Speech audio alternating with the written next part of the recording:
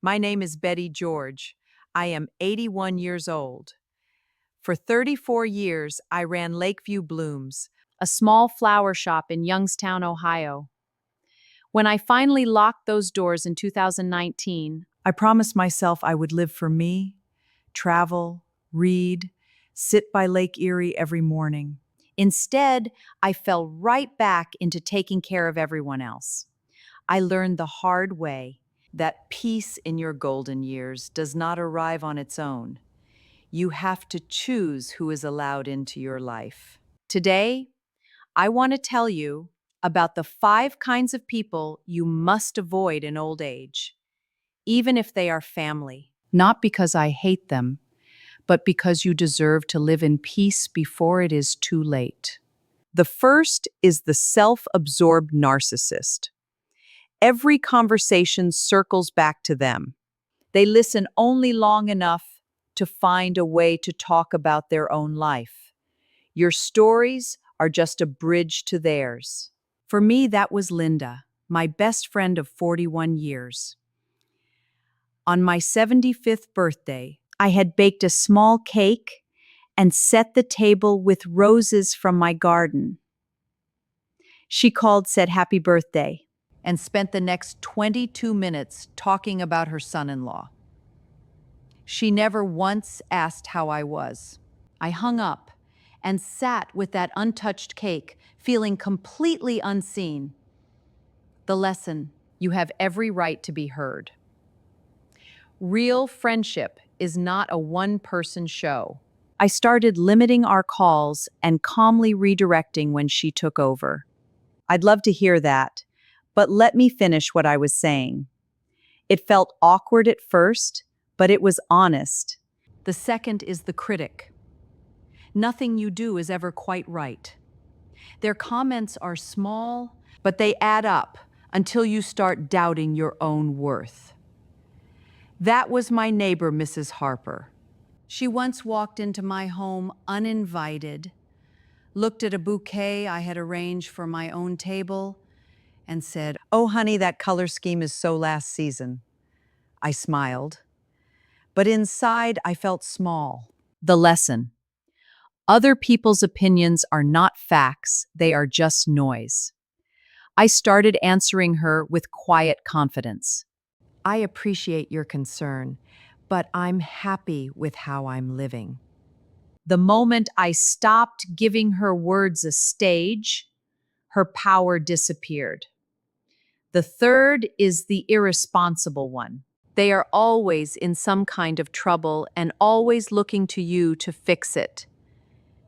Their chaos slowly becomes your burden. For me, that was my nephew Tyler. Just a couple of weeks, Aunt Jess. Those weeks turned into 4 months. I missed a peaceful fishing trip with my senior club because I was driving him to a job interview he never even showed up for. The lesson: love is not endless rescue. Sometimes the kindest thing you can do is let someone face their own consequences so they can finally grow. I told Tyler, "I love you, but from now on I can only offer advice. No more money, no more staying here." He was angry for a while. Then he slowly started figuring things out. The fourth is the ungrateful one.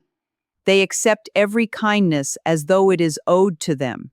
Instead of gratitude, you sometimes get complaints that it was not enough. That was Mr. Wallace from my senior club. I brought him soup when he was sick. I made him birthday bouquets from my garden. He would take everything and say things like, "These cookies are all right, but my late wife made them better." One afternoon, after bringing him a plate of homemade cookies, something inside me broke. The lesson: your kindness is a gift, not an obligation. I quietly pulled back. I still smile when I see him, but I no longer go out of my way. I now spend that energy on people who receive it with a full heart. The fifth and the most painful is the manipulator. They always have an emergency that somehow becomes your responsibility.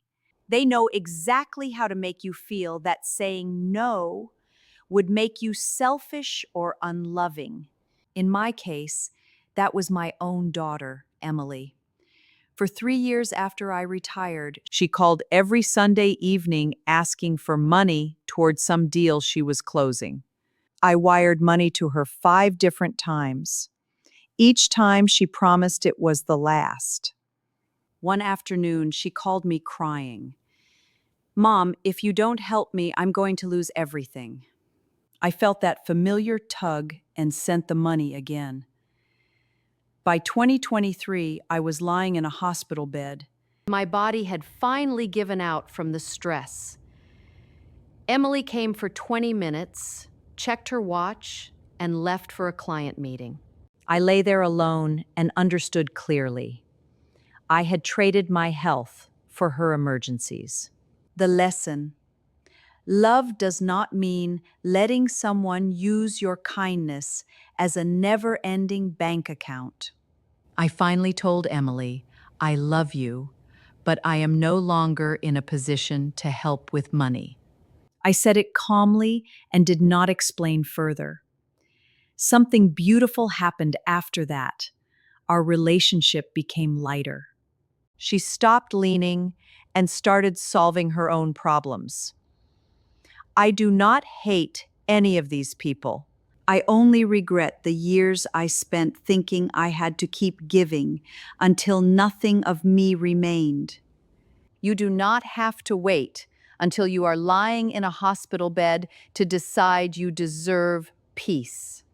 Protecting your peace is the greatest act of self-love, and it teaches the people around you that your time and your heart have real value.